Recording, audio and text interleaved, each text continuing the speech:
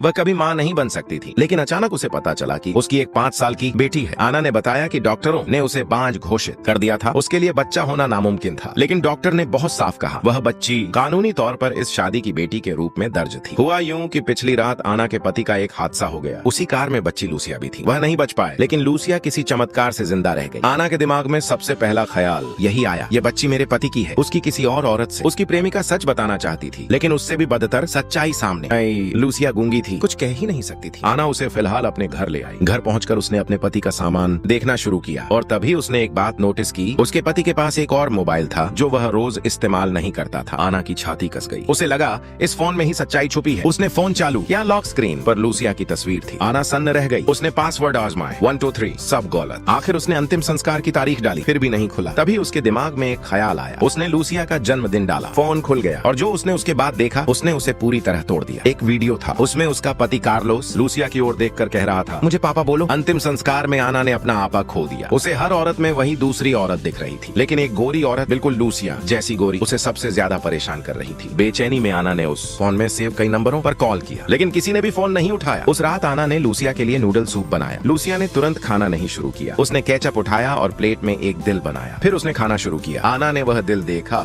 और उसकी आंखों से आंसू बह निकले, क्योंकि उसका पति भी हमेशा ऐसे ही पल को मीठा बनाने के लिए करता था। लेकिन आना को यह बात कभी पता नहीं थी। लूसिया के लिए वह केचप वाला सूप पहली बार था जब उसने माँ की ममता की गर्माहट महसूस की। रात में लूसिया को एक डरावना सपना आया। डरी हुई वह आना के कमरे में गई। उसने कोई आवाज नहीं की, उल्टा पहले आना की रजाई ठीक की, फिर उसे गले लगाकर सो गई। सुबह आना ने उस बच्ची को देखा, इतनी शांत, इतनी समझदार। उसके गले में एक ऐसा गांठ सा बन गया जिसे वह शब्दों में बयान नहीं कर सकती थी। आना ने एक फैसला लिया, सबसे पहले वह लूसिया की माँ को ढूंढेगी। वह लूसिया को अपने पति की कंपनी ले गई। उसके केबिन की तलाशी ली। ढूंढते ढूंढते कूड़ेदान में उसे एक चॉकलेट की दुकान की रसीद मिली और अहम बात यह थी, उसका पति कभी चॉकलेट नहीं खाता था, तो ये चॉकलेट जरूर लूसिया के लिए ही होगी। आना उस दुकान पर गई। दुकानदार ने लूसिया को देखते ही पहचान लिया। बिना किसी घुमाव फिराव के उसने बच्ची के घर का पता बता दिया। जब वे वहाँ पहुँचे, आना ने दरवाजा खटखटाया। कोई जवाब नहीं आया, लेकिन लूसिया जैसे उसे सब पता हो, सीधे जूते रखने वाली जगह पर गई। एक चाबी निकाली और दरवाजा खोल दिया। अंदर कोई नहीं था। घर में हर तरफ सामान बिखरा पड़ा था और हर कोने में इस बात के निशान थे कि कार्लोस वहाँ रह चुका था। आना का दिल टूट गया। वह पूरा दिन वहाँ इंतजार करती रही। लूसिया की माँ नहीं आई। उसे एक भी तस्वीर नहीं मिली। इसके बाद आना रोज वहाँ जाने लगी। किसी इंसान का अता पता नहीं था, लेकिन उसे एक और चीज मिली, ढेर सारे बिल और कर्ज के नोटिस। तभी उसे सब समझ आ गया। उसका पति सिर्फ कर्ज में नहीं डूबा था, उसने उस घर को भी गिरवी रख दिया था जिसमें वे रहते थे। हकीकत उसके ऊपर पहाड़ की तरह टूट पड़ी। आना अब और नहीं सह पाई और उसने एक फैसला लिया, लूसिया को अनाथालय में छोड़ने का। लूसिया जैसे सब समझ गई हो, उसने आना का हाथ पूरी ताकत से पकड़ लिया।